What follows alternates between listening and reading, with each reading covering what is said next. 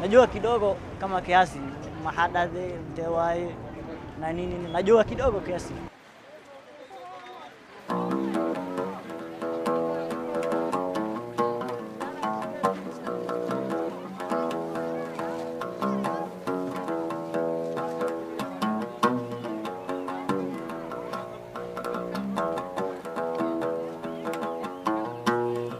waayo meeshii uu ka soo askumayay baa burburtay hay'ado u gaara oo afka boorka ka jafa baan jirin maadaama dawlad la'aan dhacday dadkii waa kala qaxeen dal walba galeen qof walba dalka uu galay luqadiisu qaatay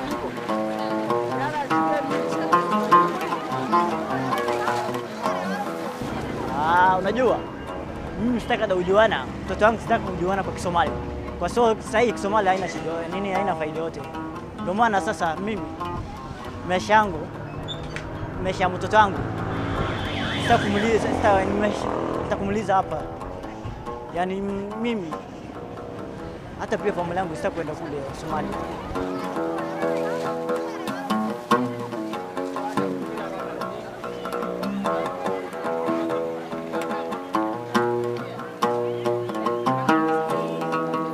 dadka Soomaaliyeed u batay qurbaha ama macnaha dalkii ka soo baxay wadamada u batay qurbaha u batay oo luqado kala duwan dhaxgalay that's why aan u arkaa in xogaa luqadii laga tagayo meel kale loo batay waxa loo kabcin karaa in la dhigto dugsiyo loo furo loo sameeyo iskuulo waxbarasho saas loo soo nooleeyo loo furo laakiin wixii hadal ah oo ku kooban aan wada hadalno waxaas dhigi karaa ma lagu soo celin karo hadduuba jiran yahay oo meyd yahay xagga marka la arko dadka ku hadla ilmihii marka iskuuladii bay ku baranayaan luqooyinkii kale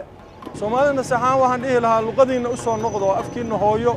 waxna ku akhriya waxna ku qora kuna hadla Sawaaxiliga iyo Ingiriiska lagu googooynayo Carabigana iska daay dhalinyarada Soomaaliyeed ilmaha yariiska hooyooyinkooda markay la joogaan xataa waxay kula sheekaystaan luqadda ajnabiga marka carruurta hadaadan adiga aadan ku ababinaynin luqadaada hooyo aadan dhehaynin hooya markaad guriga joogtay Soomaaliga ku hadal markaad iskuulada ku maqantay waxbarashada ku hadal luqadaha ajnabiga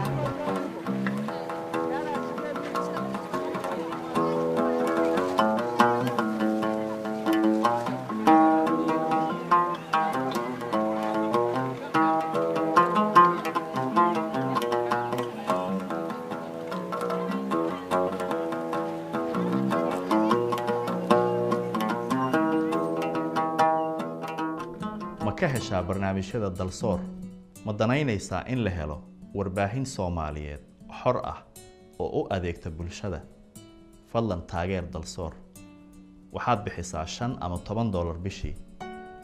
deeqdaada sidan aad u bixin kartaa